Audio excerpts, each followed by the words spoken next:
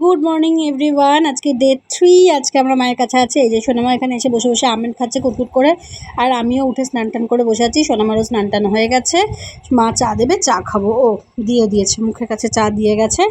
কাজে বুঝতেই পারছো মায়ের কাছে থাকার সুখটা কি, সব মেয়েদেরই তাই। তো আমিও তো চাটা খেয়ে নিয়ে তারপরে দেখি কি করা যায় সারাটা দিন ধরে। এখানে এসে তো কাজই নেই, কি করব ভেবে পাচ্ছি না।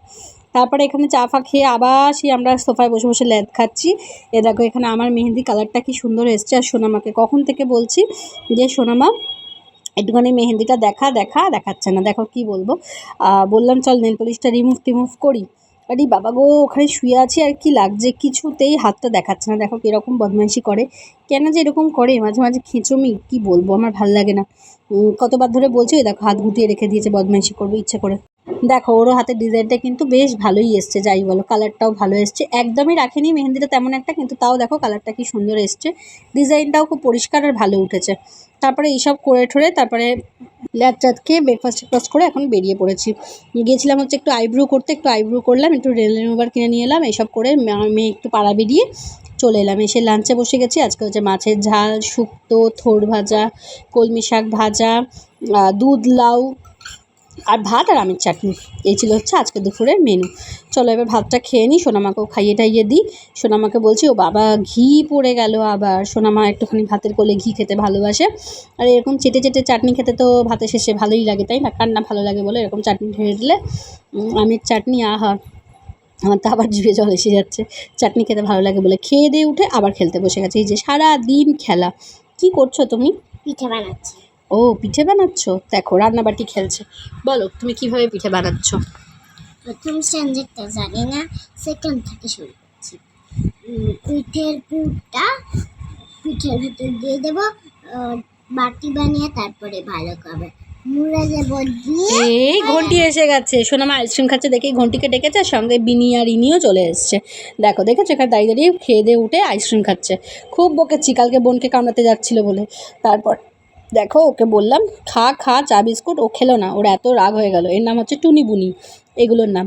তারপর আবার ওকে ধরলাম, উনি আবার নিচে নেমে ওকে ধরলাম, ও বিস্কিটটা কুটকুট করে খাচ্ছে। দেখো চায়ে বিস্কিট ডুবিয়ে দিলে তখন খাবে। আবার দুজনের এমন মিল জানো, একজন মুখে করে নিয়ে যাবে, গিয়ে আরেকজনকে দেবে, তবে আবার খাবে।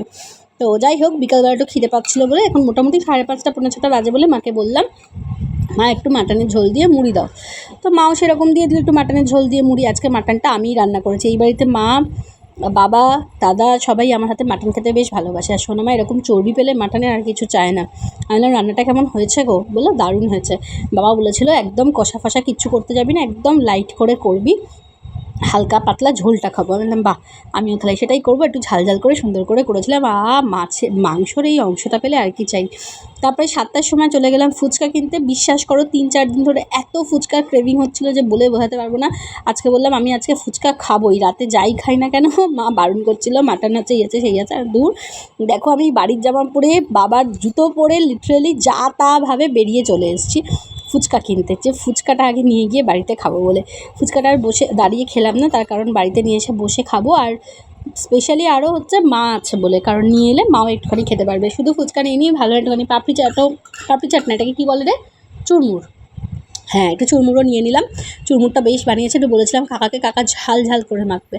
সোনামাকে এরকম ফুচকা বানিয়ে মাকে দিল। দেখেছো ফুচকা ওদের থেকে শিখে গেছে কীভাবে ফুচকা বানাতে হয়।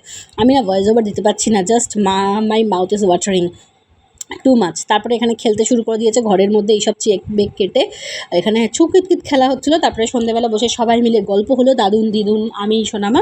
তারপরে চলে এলো ডিনার। মেয়েটার মুখ দেখো, অনেক দিনের বায়না করে তারপরে একটু টম অ্যান্ড জেরি দেখছে, আর এদিকে মাটন আর রুটি খাচ্ছে। চলো টাটা, কেমন লাগলো জানিও।